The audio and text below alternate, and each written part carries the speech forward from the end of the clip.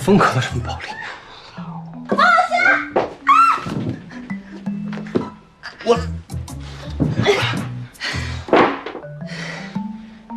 戏演够了。这次反应很快啊。是你给的暗示太明显了。哦。 你这个人心眼那么多，怎么可能不小心把手机给忘了？还好巧不巧的，康明刚好给你发短信，所以我猜你应该是故意让我看到你跟康明暗恋的。所以你刚刚跟我当街吵架，也都是你在演戏了。我不介意帮你当一次主公。你就从来都没有怀疑过，我是真的妥协了？ 之前你坑了我那么多次，万总的事情还历历在目。如果连这点套路我都没有摸清，我还真的是没有长进。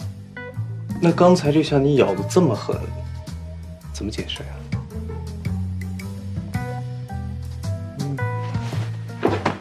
喂，你要干嘛？你要干什么？你要干嘛？说说。 你干嘛？喂，你好，我说，我就是想让你记住，我自己发现跟你主动告诉我两者之间是有区别的。好了，快给我解开，快给我解开！喂，高山，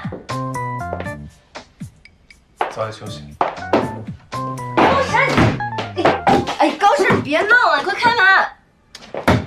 高山，你俩这又闹哪一出呀？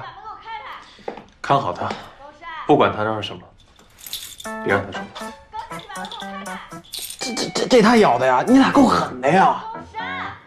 哎，你又去哪儿呀？我还有话问你呢。手机我在。高山，你到底要干嘛呀？高山，二位大神，你们饶了我了好不好啊？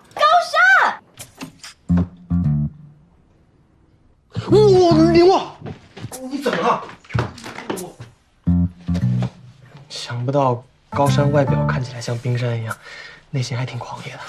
头疼，肯定是昨天晚上又哭又闹的，折腾一宿。怎么办？要不去个医院？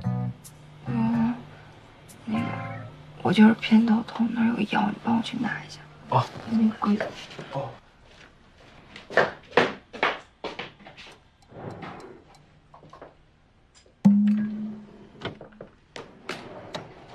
在哪儿啊？你是不是记错了？这什么意思？哎，林沃，林沃，